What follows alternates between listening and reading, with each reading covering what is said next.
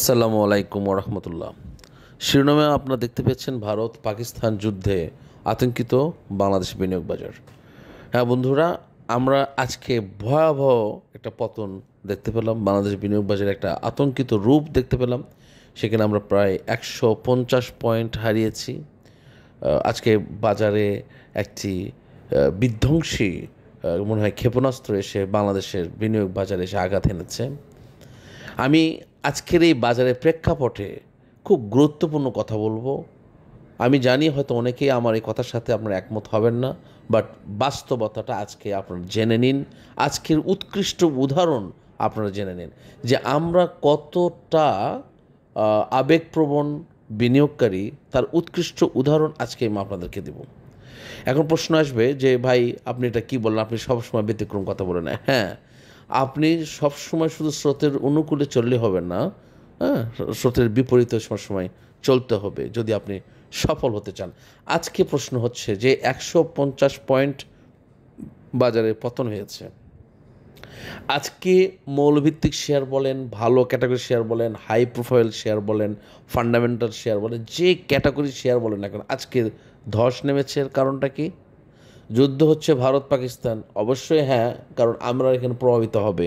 কিন্তু ফ্যাক্ট হচ্ছে ভারতের আজকে যে বিনিয়োগ বাজার আছে, যেখানে ভারতের মার্কেট কিন্তু আজকে আপগ্রেড হয়েছে, ঊর্ধ্বগতি হয়েছে। আর একটি বিষয়, আমি ভারতের দিকে আমি চোখ দিব না, ভারতের ঊর্ধ্বগতি হোক নিম্নগতি হোক সেটা তারা বুঝবে। আমি প্রশ্ন হচ্ছে আজকে তো 150 পয়েন্ট পড়ে গেল। আজকে আপনি যে বিক্রি করলেন, কিনলো কারা? যারা কিনেছে আজকে তারা কারা? এখন আপনার প্রশ্ন নিশ্চয়ই আপনার সংশয় যাচ্ছে। আমি আজকে বিচলিত হতাম না আজকে যদি লেনদেন হতো না। আজকে যদি আপনি বিক্রি করতে চাচ্ছেন কিন্তু ক্রেতা যদি না থাকতো, তাহলে আমি খুব বেশি বিচলিত হতাম না। কিন্তু আমি বিচলিত সেখানেই, আমি মর্মাহত, আহত, আমি কষ্ট পাচ্ছি সেখানেই যে আপনি বিক্রি করতে চাচ্ছেন কিন্তু ক্রেতা সেখানে বসে আছে আপনার অপেক্ষায়। আজকে ভারত পাকিস্তান যুদ্ধ, যিনি ক্রেতা তিনি কি জানেন না যে আজকে ভারত পাকিস্তানের যুদ্ধ শুরু হয়েছে? আজকে যে দরপতন হচ্ছে যুদ্ধের কারণে, আপনি বেরিয়ে যাচ্ছেন, আপনি বুদ্ধিমান, আর যিনি কিনছেন তিনি কি বোকা? নিশ্চয় নয়। এই সমীকরণ আমাদেরকে বুঝতে হবে। এই বিনিয়োগ বাজারে আমরা এই সমীকরণটাই ভুল করি। আমরা সব সময় ওই যেদিকে স্রোত সেদিকেই দৌড় মারি, ঠিক আছে? কিন্তু বিনিয়োগ বাজারে আপনাকে এই ফিলিংসটা, এই ফিলোসফিটা, এই দর্শনটা, এই আম, আপনার হচ্ছে মার্কেটের স্ট্র্যাটেজি, এই মার্কেটের ক্যারেক্টার, এটা আপনাকে বুঝতে হবে যে এই মার্কেটের চরিত্র কী। বিশেষ করে বিনিয়োগ বাজারে সেদিন আমি এক ভদ্রলোক দেখলাম, উনি খুব মন খারাপ কমেন্টস লিখেছেন যে ওনার মন খুব খারাপ, 26 দিন হয়ে গেল উনি লাভ করতে পারেন নাই। ভাই আপনি তো আসলে একজন বিনিয়োগকারী নয়, আপনি হচ্ছেন trader. You are a trader, you are not investor. আপনি এই বিনিয়োগ বাজারে এসেছেন, আপনি ট্রেডিং হিসাবে, ট্রেডার হিসাবে, আপনি ইনভেস্টর হিসেবে আসেন নাই। এবং যার কারণেই আপনাদের এই প্রতি সপ্তাহে বা প্রতিদিন আপনার কেনা বেচা না করলে আপনার গায়ে চুলকানি উঠে যায়। আপনার প্রতিদিন কিনতে হবে, আপনার প্রতিদিন বেচতে হবে, সেটা লসে হোক আর লাভেই হোক। আপনার ফিলোসফি একটা, এবং আমি মনে করি এর সংখ্যাটা অনেক বেশি, যে 2-3 দিন সপ্তাহে বিক্রি করতে না পারলে আর মাথা নষ্ট হয়ে যায়। সে লস দিয়ে বিক্রি করে বের হয়ে আরেকটা দিকে দৌড় মারে, আরেকটা লস দিয়ে বিক্রি করে আরেকটা দিকে দৌড় মারে। এই ধরনের ক্যারেক্টারের জন্য, এই ধরনের অ্যাটিটিউড, এই ধরনের দর্শন নিয়ে যারা এই বিনিয়োগ বাজার আছেন, তাদের জন্য আমাদের এই বিনিয়োগ বাজারটা নয়। এবং তারাই ক্ষতিগ্রস্ত হয়, তারাই মার্কেটিং বেশি করে, তারাই অ্যাডভার্টাইজিং বেশি করে, এবং তাদের কারণে এই বিনিয়োগ বাজারটা ধস নামে। এবং আজকে দেখুন, আমি সবচেয়ে বেশি মর্মাহত এই জন্য যে এখানে যারা আপনার পরিচালনা পর্ষদে আছেন, কিংবা যারা এই মনিটরিং আছেন, যারা ডিএসসি চেয়ারম্যান দায়িত্বে আছেন, কমিশনার আছেন, যারা দায়িত্বপ্রাপ্ত ব্যক্তি, বিশেষ করে অর্থ উপদেষ্টা সহ যারা এই বাজারকে মনিটরিং করছেন, আজকে যুদ্ধের এই সিচুয়েশনে মধ্যরাত্রে নিউজ হয়েছে, যুদ্ধ শুরু হয়েছে সকাল 10টার মধ্যে, তো আপনারা একটা কাজ করতে পারতেন যে আপনারা আজকে একটা অনির্দিষ্ট বা যে কোনো একটা রিজন দেখিয়ে আপনারা এই ট্রানজ্যাকশন বা এটাকে আজকে সাসপেন্ড রাখতে পারতেন, যে নেক্সট 3 days ডিএসসিতে কোনো ট্রানজ্যাকশন হবে না। বা আপনার এই বিনিয়োগকারীদের ঠেকাতে পারতেন, কারণ আপনি তো জানেন যে এই আপনার সন্তানেরা, আপনার শিশুরা, আপনার বিনিয়োগকারীরা যে একটা অবুঝ শিশু, এটা তো আপনারা জানেন।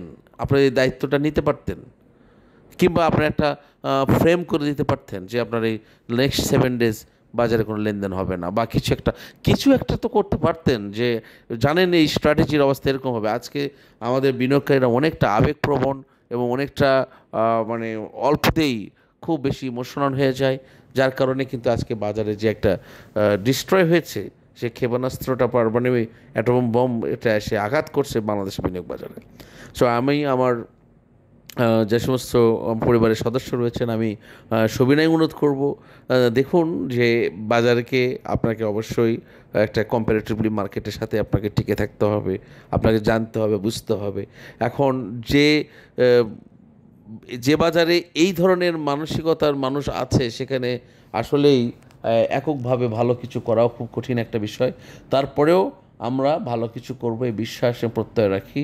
তবে ওই যে একটা কথা আপনাকে বারবার বলেছি, যে you have to make a plan, যে আপনি কি করবেন, একটা সুন্দর পরিকল্পনা করতে হবে এবং সেটার উপরে প্ল্যান করে আপনাকে এগিয়ে যেতে হবে এবং পর্যায়ক্রমে কাজ করতে হবে। যেহেতু আজকে যুদ্ধের একটা দামামা বেঁধে গেছে, আমি নিউজ পেয়েছিলাম রাত ভোর 4টার দিকে, 5টার দিকে, তখন আমি একটা প্ল্যান করেছিলাম যে একটা নিউজ করব বা একটা ভিডিও দিব, কিন্তু আসলে আমার এই পরিবারের সদস্যের সংখ্যা মাত্র 2,000-3,000 এখানে ভিউ দেখে। আমাদের এই পরিবারের সদস্যের সংখ্যা যদি 50,000 বা 1,00,000 হয়ে যেত, যদি 1,00,000 বিনিয়োগকারীর কাছে আমি বার্তাটা দিতে পারতাম আর তারা যদি পজিটিভলি নিত, আমরা অনেকটা ক্ষতিগ্রস্ত হতে থেকে মুক্তি পেতাম বা আমরা নিরাপদ থাকতে পারতাম বলে বিশ্বাস করি। আমরা প্যানিকড হয়ে যাই, আমরা অস্থির হয়ে যাই, আমরা ভয় পাই। দেখুন, আমি যে কথাটা আপনার বলছি, আপনি ভয় পাচ্ছেন, আপনি প্যানিকড হচ্ছেন, আপনি লস দিয়ে বিক্রি করছেন, সামওয়ান সেটা তো কিনে নিচ্ছে। Who is that? যিনি কিনছেন তিনি কি অবুঝ? তিনি জানেন না? তিনি কি জানেন না যে ভারত পাকিস্তান যুদ্ধ হচ্ছেন? তিনি কি বোঝেন না যে যুদ্ধে বাজারে ক্ষতিগ্রস্ত হতে পারে, পতন হতে পারে? তো সব কিছু উতরে গিয়ে, সব কিছু উপেক্ষা করে তিনি কিনছেন, কারণ তিনি জানেন যে এটা ক্ষণস্থায়ী। তিনি একটা ভালো সুন্দর পরিবেশ আসলেই দেখবেন যে একটা ভালো প্রফিট করবেন। যখন আপনারা আবার কিনতে শুরু করবেন, তখন তিনি প্রফিট নিয়ে বের হয়ে যাবেন, আর আপনি হাই হাই করবেন, আর তিনি তখন মনের সুখে বাংলা সিনেমার গান গাইবেন। ঠিক আছে? সো প্রিয় বন্ধুরা, আমি যে বিষয়টা আপনাদেরকে অনুরোধ করছি যে চোখ কান খোলা রাখুন, নিজের সিদ্ধান্ত নিজের কাছে রাখুন, অস্থির হওয়ার কিছু নেই, ভয় পাওয়ার কিছু নেই। যেহেতু আমি আপনাকে আগে বলেছি, you have to invest your free money, leisure money, বা আপনার যেটা অবশিষ্ট ক্যাশ, যেটা অতিরিক্ত ক্যাশ থাকে, সেই ততটুকু আপনার সম্ভাবনা আছে ততটুকু আপনি এখানে ইনভেস্ট করবেন এবং চুপচাপ থাকবেন।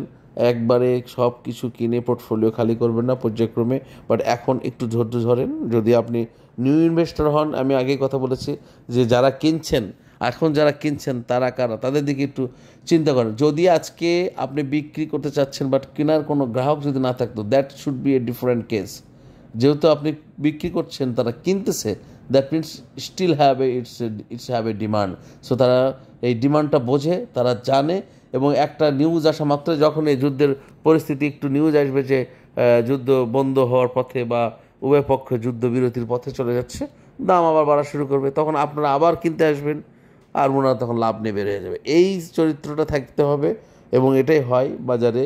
এবং আপনারা সবাই যদি এই এতগুলো বোঝেন, তাহলে আবার বিনিয়োগ বাজার বলে কিছু থাকবে না। তো সুতরাং সকলের জন্য শুভকামনা রইল।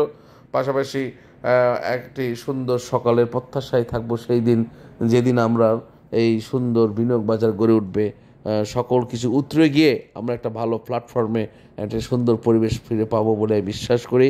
এবং আমি আশা করছি খুব অচিরেই আমরা একটা ভালো অবস্থানে যাব, এবং আমরা সেই দিন অপেক্ষা রইলাম। সকলের জন্য শুভকামনা রইল। এবং যুদ্ধ বন্ধ হোক, এটা আমাদের কখনোই প্রত্যাশিত না। একটি শান্তিময় পরিবেশ বিশ্বে চলে আসুক। ভারত পাকিস্তানের যুদ্ধ শুধুমাত্র বাংলাদেশের উপর প্রভাব পড়বে না, পুরো এশিয়া সহ আপনার এশিয়া প্যাসিফিক জোনের উপর একটি প্রচণ্ড আঘাত আসবে, এবং বিশ্ব অর্থনীতিতে একটি চরম আঘাত আসবে, এবং আমরা অনেক ক্ষতিগ্রস্ত হব পাশে প্রতিবেশী দেশ হিসাবে। এবং আমরা যেহেতু ভারতের নেইবার কান্ট্রি, আমরা অবশ্যই এখানে একটা বিভিন্ন রকম ইন্টারন্যাশনালভাবে আমরা ক্ষতিগ্রস্ত হব। সুতরাং আমরা চাই যত তাতে সম্ভব এই যুদ্ধ বন্ধ হোক, আমাদের এই আতঙ্কিত পরিবেশ থেকে আমরা মুক্তি পাই, সকলের সুন্দর এবং সোনালী সকাল ফিরে পাক, এই শুভকামনায় আসসালামু আলাইকুম ওয়া রাহমাতুল্লাহি ওয়া বারাকাতুহু। সকলের জন্য শুভকামনা রইল।